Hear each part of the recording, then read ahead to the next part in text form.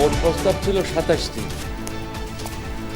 একমত হয়েছে আমরা ১৬টা, একমত নই ১১টা।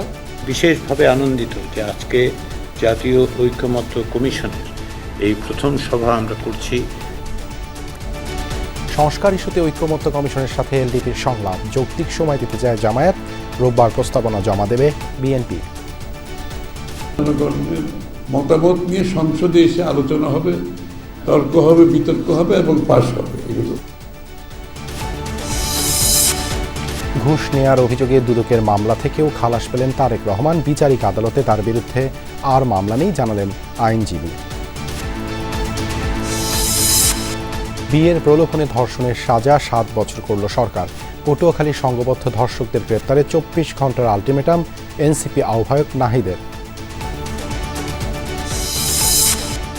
ঈদে টানা ৯ দিনের ছুটি পাচ্ছেন সরকারি চাকুরিজীবীরা। নির্বাহী আদেশে ৩ এপ্রিলও ছুটি অনুমোদন। মার্কেট, শপিং মলে কেনাকাটার ধুম।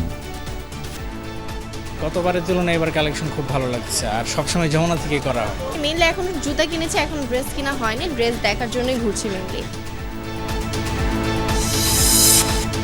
গাজায় ইসরায়েলি বর্বরতায় আরও ৮৫ ফিলিস্তিনির প্রাণহানি। প্রতিবাদে বাংলাদেশ সহ বিভিন্ন দেশে বিক্ষোভ অব্যাহত।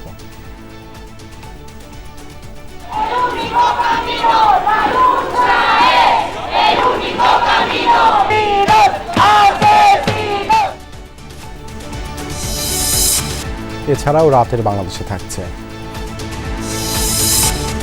প্রেমের ফাঁদে ফেলে অপহরণ, ২৫ লাখ মুক্তিপণ দিয়েও বাঁচানো গেল না ঠাকুরগাঁয়ের অপহৃত মিলনকে। অভিযুক্তের বাড়িতে আগুন। তারা মিলনকে এমন নির্মমভাবে হত্যা করছে, আর যেন কারো সন্তান এভাবে হারাইতে না হয়।